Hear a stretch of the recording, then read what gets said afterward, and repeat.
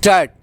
An order dated 3rd May 2005 passed by the inquiry officer rejecting the petitioner's applications for stay of the departmental inquiry proceeding till the disposal of the criminal cases. Viz. English Bazar PS case number 84 of 2004 and 85 of 2004, both dated 21st February 2004.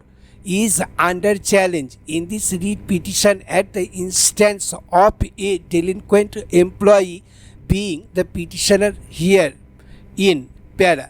The delinquent employee is the Chief Judicial Magistrate at MALDA. A departmental proceeding for holding an inquiry against the petitioner has been initiated under the West Bengal Judicial Services Discipline and Appeal Rules 2002 on imputation of the following two sets of articles of charges framed against him, which are as follows. Para. If the criminal case does not proceed or its disposal is being unduly delayed, the departmental proceedings, even if they were stayed on account of the pendency of the criminal case, can be resumed and proceeded with so as to conclude them at an early date, so that if the employee is found not guilty, his honor may be vindicated,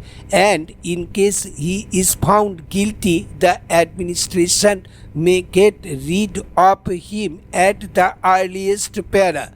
Thus, I find that one of the considerations for stay of the departmental proceeding is that if the departmental proceedings and the criminal cases are based on identical and similar set of facts, and the charge in the criminal case against the delinquent employee is of grave nature, which involves complicated question of law and fact, it would be desirable to stay the departmental proceeding till the conclusion of the criminal cases para.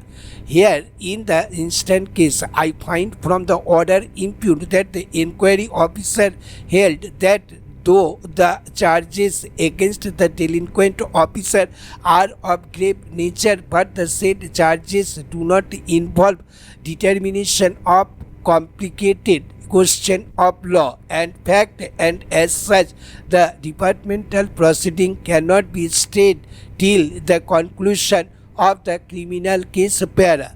Let me consider how far the inquiry officer is justified by refusing to stay the departmental proceeding during the pendency of the criminal trial. In facts of the instant case para, I need not repeat the nature of the charges against the petitioner herein, both in the disciplinary proceeding as well as in the criminal cases. Charges are no doubt very serious and grave in nature, as the complaint is against a judicial officer involving moral turpitude. Para. The time-consuming factor in the criminal case very often stand in the way of stay of the disciplinary proceeding. Now the court has to strike a balance between the two situations para. While considering the propriety of the order impugned, this court cannot be oblivious about the time factor for disposal of the criminal cases, which normally takes longer time for its disposal. Delayed disposal of the criminal cases consuming longer time might result in the disappearance of evidence or witnesses on whom the employer might rely. The importance of carry with it an employee whom the employer does not want to retain for his involvement in such offences relating to moral turpitude. Normally, employer has no control over the conduct of the proceeding. in the criminal cases, and as such the departmental proceeding cannot be stayed, particularly when it is found that the delinquent employer responsible for causing the delay in the trial of the criminal proceeding. Para. These are the principles which have been enunciated by the Honorable Supreme Court in its various decisions, which are as follows. Para. In the instant case, I find from the record that the criminal cases are at the stage of recording the evidence of the de facto informant complainants in GR case number 361 of 2004. 7th July 2005 was the date fixed for further cross-examination of Srimati Bhattacharya, the PW1, in the other criminal case being GR case number 362 of 2004. 17th May 2005 was the date fixed for taking evidence of the de facto informant complaint, but none of the prosecution witnesses turned up, and the said case was adjourned till 7th July 2005 for recording evidence of the prosecution witnesses. Para. Thus, it is apparent that the petitioner is not responsible for the delay in the trial of the said criminal cases. Para.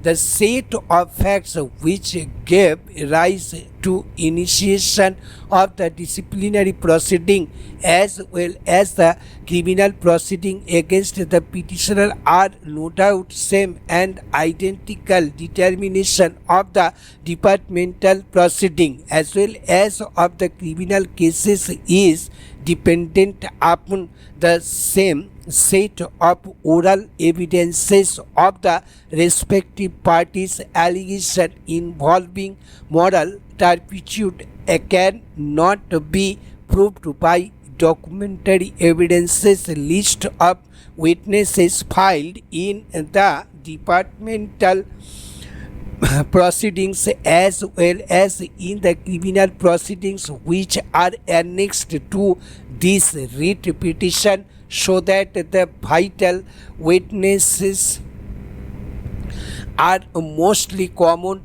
in both the departmental proceeding as well as in the criminal trial. Para.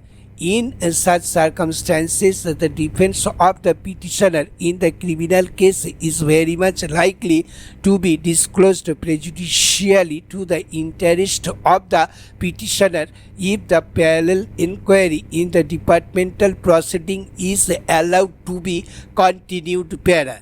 In this regard, I also find support from the decision of the Honorable Supreme Court in the case of State Bank of India versus R.V. Sharma, which was relied upon by the learned advocate.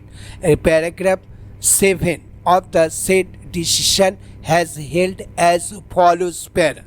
It is fairly well settled position in law that on basis principles proceeding in criminal case and departmental proceedings can go on simultaneously except where departmental proceedings and criminal case are based on the same set of facts and the evidence in both the proceeding is common.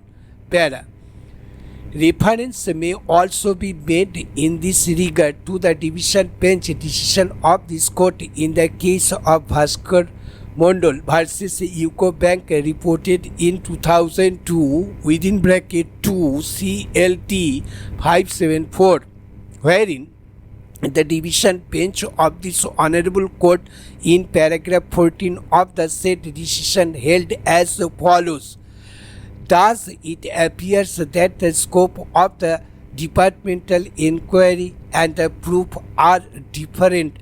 This may also be one of the factors for deciding as to whether both the proceedings involved complicated questions of fact and law.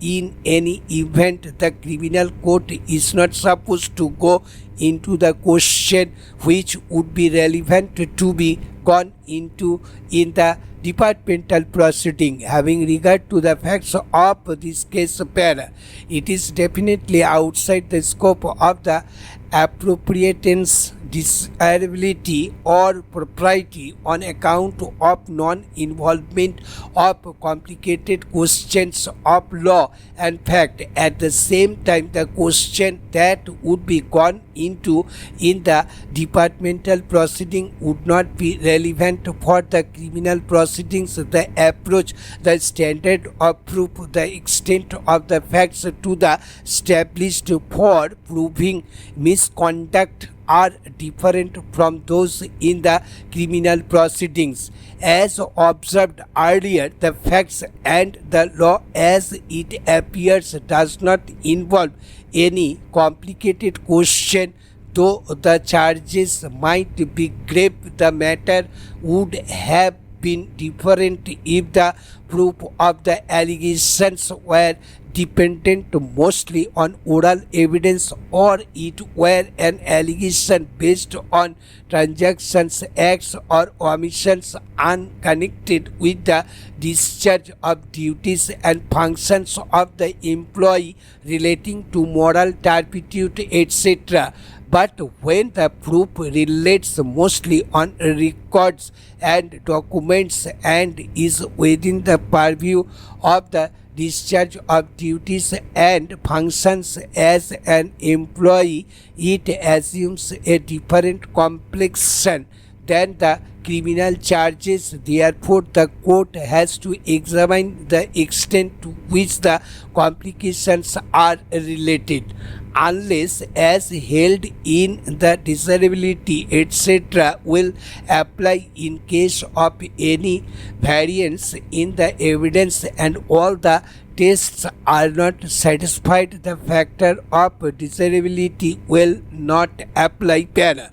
If the said principle is applied in the instant case, this court has no hesitation to hold that since the petitioner has been charged with a complaint involving moral turpitude, the departmental proceedings should remain stayed at least till the conclusion of the recording of the evidence of the respective parties in connection with the said criminal cases, being GR case number 361 of 2004 and GR case number 362 of 2004, both pending before the learned sub-divisional judicial magistrate MALDA para.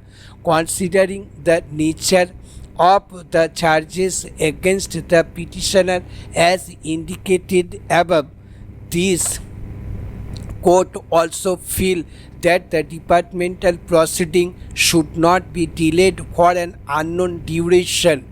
Accordingly, I direct the learned SDJM MALDA to conclude the aforesaid criminal cases positively within a period of 6 months from the date of communication of this order, without granting any adjournment to either of the parties, and if necessary by holding day-to-day trial.